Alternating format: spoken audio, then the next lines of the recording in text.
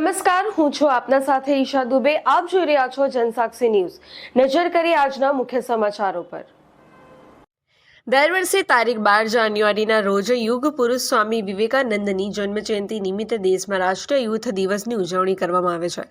ત્યારે આજરોજ સ્વામી વિવેકાનંદની જન્મજયંતિ નિમિત્તે અંકલેશ્વર શહેર ભાજપ યુવા મોરચા દ્વારા જવાહર બાગ સામે આવેલ સ્ટેચ્યુ પાર્ક ખાતે સ્વામી વિવેકાનંદની પ્રતિમાને પુષ્પાંજલિ અર્પણ કાર્યક્રમનું આયોજન કરવામાં આવ્યું હતું.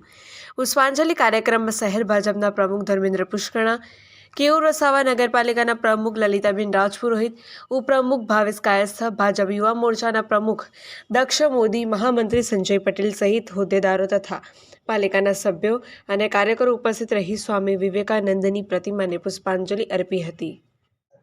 આજે ભારતીય જનતા યુવા મોરચો અંકલેશ્વર શહેર અહીંયા યુવાનોના પ્રેરણા સ્ત્રોત એવા સ્વામી વિવેકાનંદજીની જન્મજયંતિની ઉજવણી કરવા માટે ભેગો થયો છે. આ જ રીતે સમગ્ર દેશની અંદર યુવા મોરચા દ્વારા આ કાર્યક્રમનું આયોજન કરવામાં આવ્યું છે. આ કાર્યક્રમનો મુખ્ય હેતુ કે અમારી આવનારી પેઢી પણ આપણી આ મહાનુભાવોને ભૂલે નહીં અને એમના સ્મરણો જીવિત રહે એ હેતુથી એમને દર વર્ષે યાદ કરવામાં આવે છે અને એમના વિચારો જન જન સુધી પ્રસિદ્ધ થાય એટલે આ કાર્યક્રમનું આયોજન કરવામાં આવે છે. અસ્તુ. જય જય ગરવી ગુજરાત.